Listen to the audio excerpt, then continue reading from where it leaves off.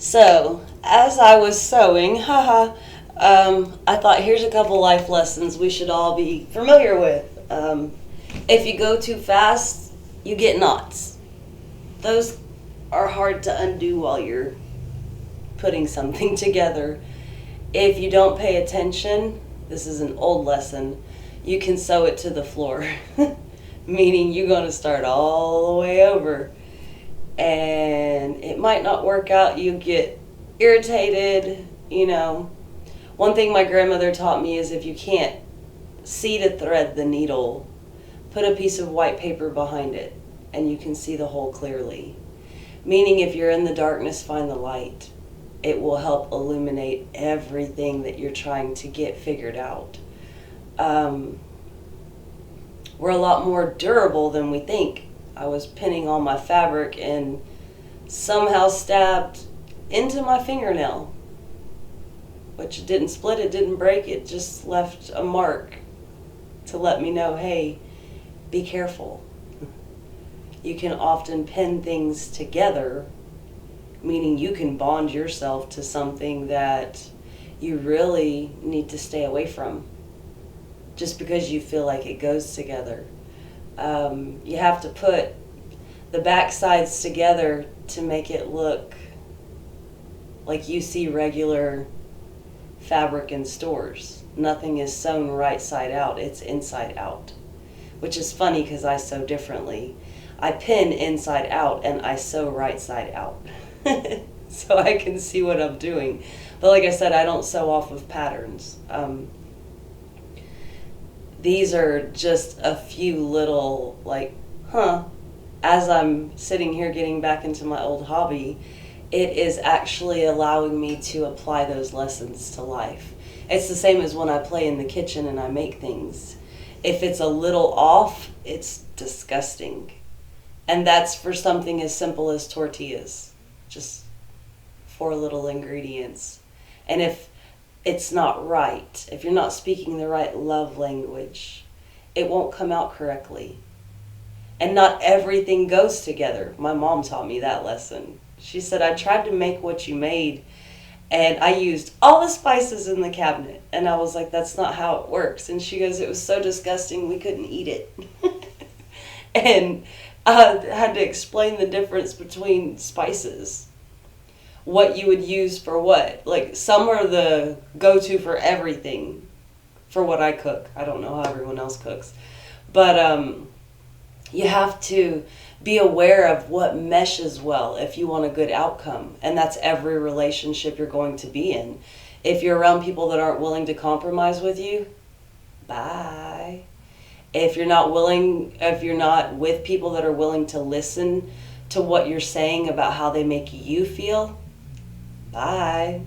Those are signs of emotional immaturity, which means that person is still very damaged and internally, to where they're going to act out in certain ways like a child would.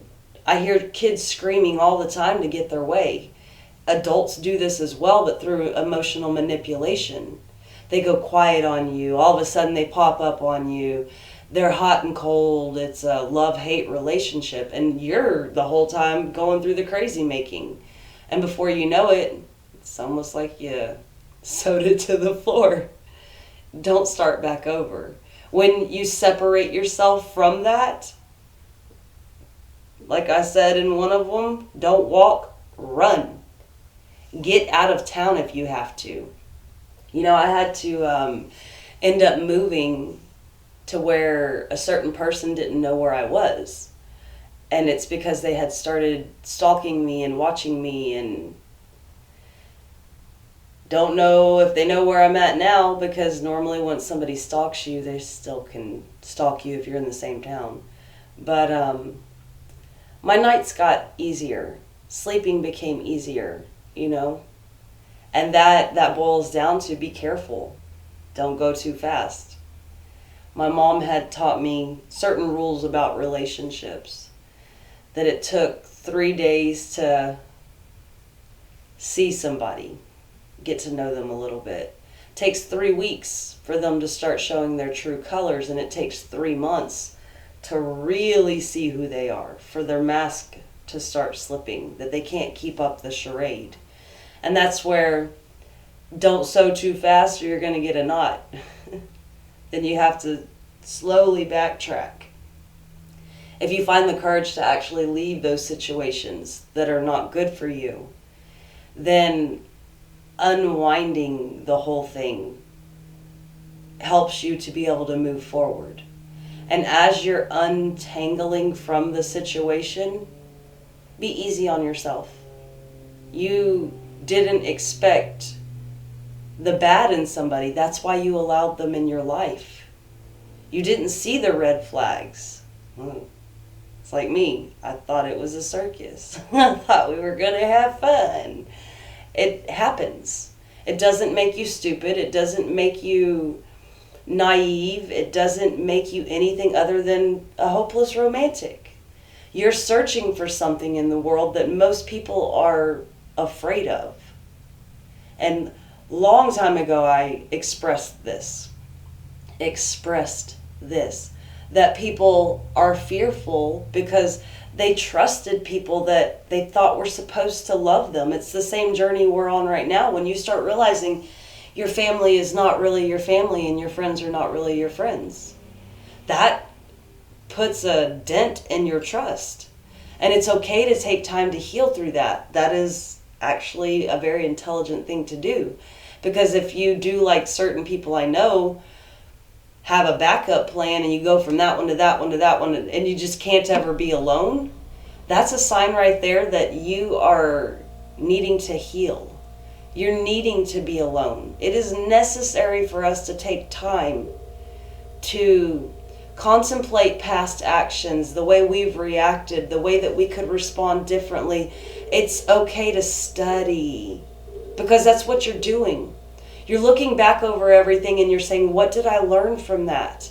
When you can ask, what did I learn from that, rather than why did that happen, you have switched from victim mentality to now healing forward. You have allowed yourself time to say, okay, things happen to everybody, right? In this journey of life, it's not like we have unique experiences to us. Me having this channel actually has helped me to recognize there's a lot of people. There's a lot of you out there that want to speak up. And it's that fear of judgment. It's that fear of the unknowing that keeps you silent. I was there. I was so afraid of my family basically laughing at me, of them saying, I told you so. And in retrospect, I would have rather been told, I told you so, than to have endured a lot of the things that I have. But I keep being reminded that I didn't go through all of that for naught. Because the fact that I'm sitting here and I'm finally finding the strength and the courage to talk about it, especially on a public platform, for the entire world to judge me. But I don't see it as judging anymore. I see it as me opening up and inspiring others to say, I've been there. If she doesn't feel stupid, then why should I? And you never should. It is the one that is the manipulator that should feel the pain that they never feel. But the thing is, they were hurt early in life, just like we were hurt early in life. They couldn't find the courage to keep moving forward in a beneficial manner that would help heal them and help create positive relationships. They're actually quite weak, and they want to be loved, but they're so afraid of love that they will push it away, sabotage it, or walk away before you get the chance to do any of that to them.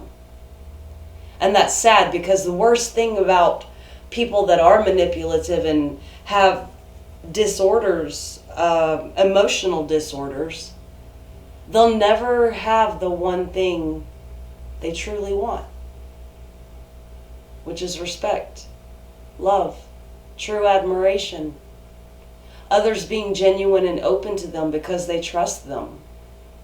They'll never see a side of life that actually breathes a breath of fresh air into your spirit. And that's why I've said, pray for them. Pray that they will find their way to the right path. Keep showing and living by example so that they can understand that there's not always something to be afraid of in the light. The world's not always going to laugh at you when you mess up. A good heart really won't. A good heart would sit next to you and say, well, how can we fix that? What can we do to make it better? How can we overcome that? But it's a combative spirit that's been hurt so deeply that they can't trust, that they believe they have to hide the fact that they're human and they have flaws. So the sewing tips were go slow so it doesn't get knotted up and you got to backtrack. Pay attention so you don't stick yourself. Don't go too fast. Check it from time to time or you're going to sew it to the floor and probably give up. I don't know if these apply in any way. I just thought as I was sewing and countless things were happening to me, like poking myself, ow, that there's lessons to be found in everything that we do. So hopefully that was at least humorous and helpful, and I will shout at everyone later. Ta-ta for now.